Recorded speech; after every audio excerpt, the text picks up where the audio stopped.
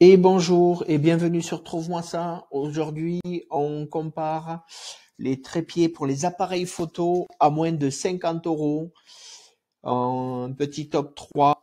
Donc, si tu veux stabiliser tes photos, filmer proprement et éviter que ton smartphone ou ton réflexe se vote au premier coup de vent, franchement, investir dans un trépied, c'est pas du luxe. Mais pas besoin de lâcher un billet de 100 euros. Aujourd'hui, je t'ai trouvé 3 trépieds à moins de 50 euros qui font le taf sans chichi, que t'aies un réflexe ou juste un téléphone. J'ai tout passé au crible, stabilité, poids, compatibilité, qualité, définition, et crois-moi, il y a du bon et du surprenant. Allez, on est parti pour ce top 3 des trépieds à petit prix. Mes critères de sélection. J'ai filtré les modèles selon 4 critères. Stabilité réelle, pas sur la fiche produit, mais dans les avis produits. Polyvalence, pour les caméras, les smartphones, les réflexes. La portabilité et le rapport qualité-prix.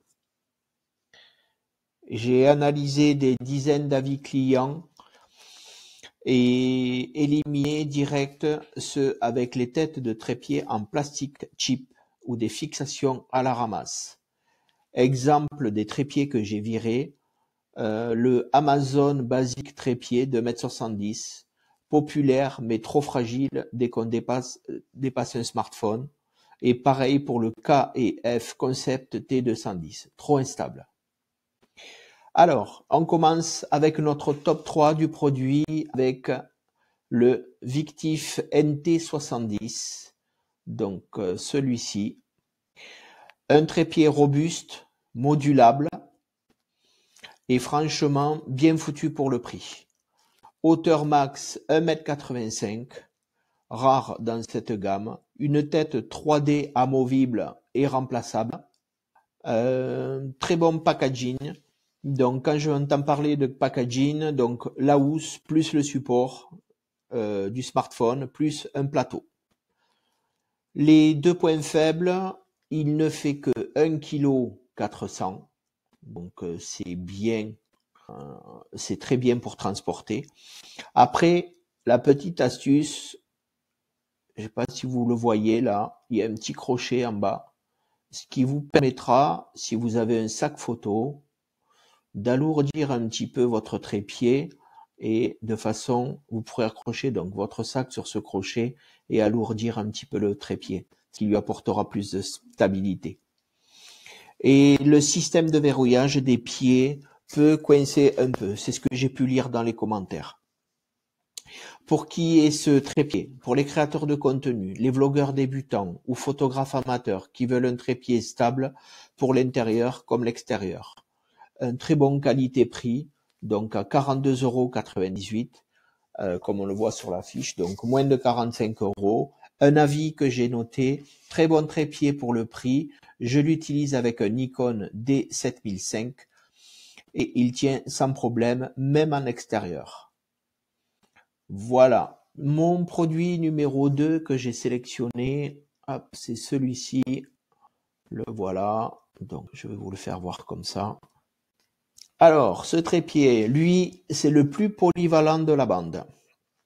Il est solide, simple et bien pensé. Ses points forts, une tête 3D qui est détachable et surtout une rotation à 360, compatible avec tous les DSLR et smartphones et même les jumelles, et une très bonne finition. Les limitations, il n'est pas ultra compact, 45 cm plié, légèrement un peu plus lourd. Bon, ce qui n'est pas un mal, parce que quand on pose un réflexe et quand on met l'objectif, il faut quand même que le trépied il s'envole pas au premier coup de vent.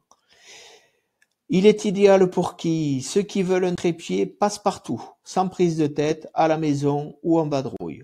Un rapport qualité-prix, donc aujourd'hui à 35 €. Donc à moins de 40 €, il est très bien. C'est le haut du panier pour cette sélection, mais il vaut le coup. Un avis que j'ai récupéré, je m'en sers pour filmer mes tutos de dessin, super fluide et stable. J'adore la tête interchangeable. Ensuite, le top, le 1, donc de la marque Victive, trépied orange de 1,82 m. Celui-là, c'est la surprise du chef. Il est beau, il est bien conçu et il coche toutes les cases. Ultra léger, moins de 1,2 kg. Il se replie à 43 cm. Parfait pour le mettre dans un sac à dos.